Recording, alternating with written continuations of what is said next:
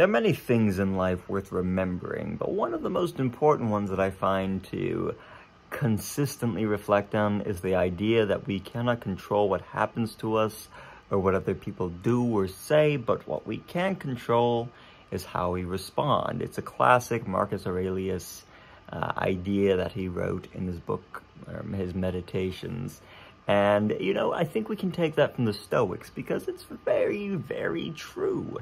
If we are constantly in a reactionary state, reacting to the world around us and what other people are doing, then we lack autonomy and control over our lives. So when you actively set the intention to have a certain response when maybe conversations get conflated and individuals start butting heads and having these contentious moments, when you start to actively intend for love, grace, kindness, and forgiveness to take place, then I can guarantee you that regardless of the words or the actions of the individuals around you, you will find yourself coming out of these situations feeling more whole, more complete, and more grounded in who you are and the type of person that you want to be.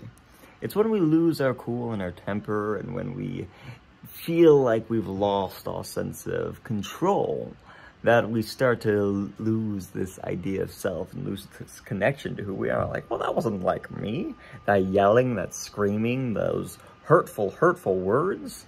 But when we fail to train ourselves, when we fail to give ourselves the opportunity to, be true to ourselves and our desires and expectations for ourselves, then we're just out of practice. If you don't actively think about how you're going to handle conflict, then why would you expect yourself to be able to handle it smoothly?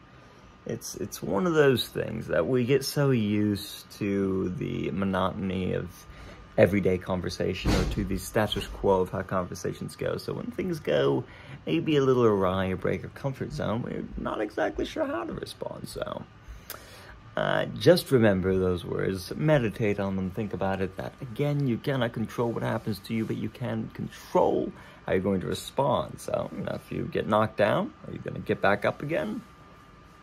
Think about it. Toodles.